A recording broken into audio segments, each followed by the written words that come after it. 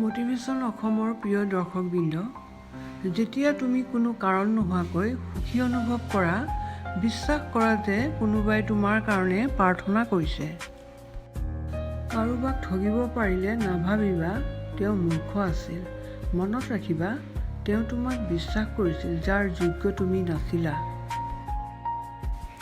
হাতখন তেওঁকেই ধৰিবলৈ দিয়া যাৰ স্পৰ্শত মিছা আশ্বাস নাই, প্ৰতাৰণা নাই, আছে মাত্ৰ ভালপোৱা আৰু বিশ্বাস। বিশ্বাস ৰক্ষা কৰিবলৈ শিকক, কাৰণ বিশ্বাস ভাঙি গ'লে সত্য কথাবোৰো মিছা বুলি ভাব হয়। অকলে জীৱন, অকলে মৰণ, অকলে কিহৰ ভয়, এই পৃথিৱী মুখাৰে ভৰা, কোনোটো কাৰোৰে নহয়। সমালোচনা কৰাৰ কাৰণে জিভাখনেই যথেষ্ট, কিন্তু সন্মান কৰিবলৈ হ'লে হৃদয় লাগে।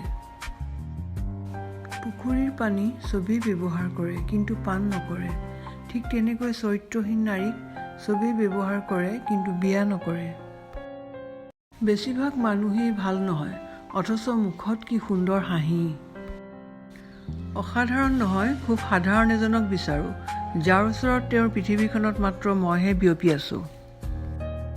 চাবচোন, মানুহে প্ৰতিভাৰ প্ৰশংসা কম কৰে, ব্যৰ্থতাৰ সমালোচনা বেছি কৰে। ব্যৱহাৰী মানুহৰ আচল পৰিচয়, সৌন্দৰ্য থাকিলে সকলো হৈ নাযায়। সন্তানৰ কিবা প্ৰব্লেম হ'লে প্ৰথমে মাকে বুজি পায়, কাৰণ সম্পৰ্কটো চবতকৈ 10 মাহ 10 দিনৰ বেছি। ভালপোৱা মানুহজন দেখিবলৈ যেনেকুৱাই নহওক কিয়, পৃথিৱীৰ চবতকৈ সুন্দৰ ব্যক্তি তেওঁ। এজন যত্নশীল পুৰুষ এজন সুদৰ্শন পুৰুষতকৈ উত্তম।